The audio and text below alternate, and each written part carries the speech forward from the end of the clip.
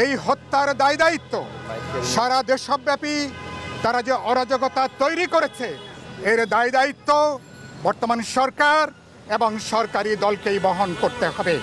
আপনারা ইতিমধ্যে জানেন পাকিস্তানিরা আমলে যেটা হয়েছে, ব্লক রেইড করে মুক্তিযোদ্ধাদেরকে যেভাবে ঘরে ঘরে তারা তুলে নেওয়া হয়েছে, এখন 2024 সালে স্বাধীন বাংলাদেশে ছাত্র তরুণ যুবকদেরকে ব্লক রেইড করে পাকিস্তানি জমানার মতন তাদেরকে আজকে তুলে নেওয়া হচ্ছে।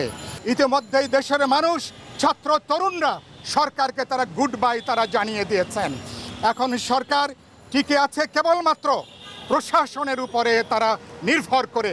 সরকারের ভাগ্য এখন একটা চিকন সুতার উপরে এখন ঝুলছে। আমাদের আইন শৃঙ্খলা রক্ষাকারী বাহিনী, আমাদের পেশাদার বাহিনী, তারা যদি কেবলমাত্র পেশাদারি দায়িত্ব পালন করে, এই সরকার পালিয়ে যাবার আর কোনো পথ পাবে না।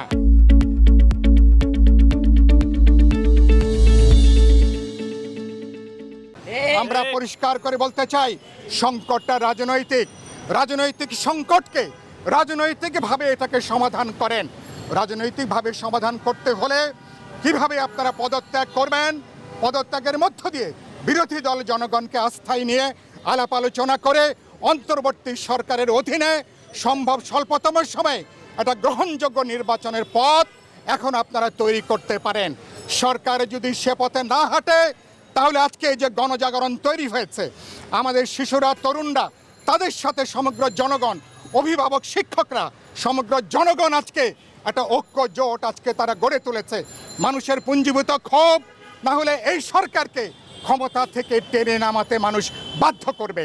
শেষে যে কথা বলতে চাই, সরকার এই হত্যাকাণ্ডকে আড়াল করতে তারা আজকে দেশের বিরুদ্ধে, জনগণের বিরুদ্ধে এক ধরনের যে যুদ্ধ ঘোষণা করেছে, এটাকে আড়াল করতে যে তারা এখন স্কেপগোট হিসাবে, বলির পাঠা হিসাবে বিএনপি জামাত শিবিরের বিরুদ্ধে তারা এখন অপপ্রচার শুরু করেছে।